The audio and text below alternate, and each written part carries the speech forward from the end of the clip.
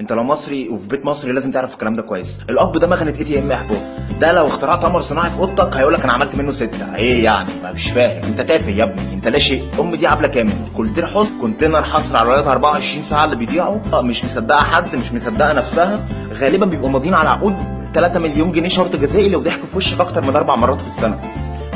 لو عندك اخ صغير ده جازولين سريع الاشتعال في اي مشكله في اي حاجه. سبب البراكين اللي بتحصل في البيت رشقه كده، سبب اختفاء اشياء بدون سبب، غالبا سبب اي فراغ في الثلاجه. برضه معظمهم مش معترفين بالفن. يعني انت رسام؟ ايه يعني؟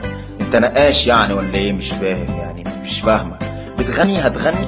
هتغني في كباريه يعني ولا تطلع رقاصه يا بنت بص، انت مش بني ادم، هم بيعاملوك معامله الميكروب. انت مالكش راي في اي حاجه. لازم نظرتك للاسره تختلف. ما تستناش جو بتاع زيت عافيه، الاسر بتاع اعلانات زيت عافيه، الفرخه اللي بتلمع، امك تخبط لك بمعلقه على شفشق التانك الصبح. هم بيصحوك هدفهم يجيبوا لك جلطه، انسداد في الشرايين، هبوط حاد في الدوره الدمويه. ابوك ماشي بالمبدا اللي بيمشي عليه من وانت صغير، اللي هو حلقه الكابوريا دي، وما بيكيفش غير ودانك مطرطقه. بيختار لك دراسه عندهم يا اما دكتور يا مهندس، غير كده انت صبي حلاق مالكش اي لازمه.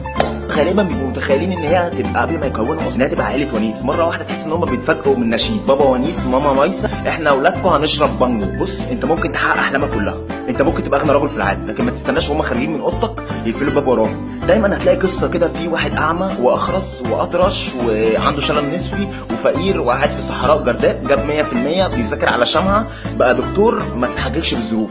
ابوك لو قال لك ان هو كان مجدي يعقوب وهو صغير وقول له قشطه عليك. قال لك ان هو دايما الاول وان خد جائزه نوبل في الفقاقه عديها.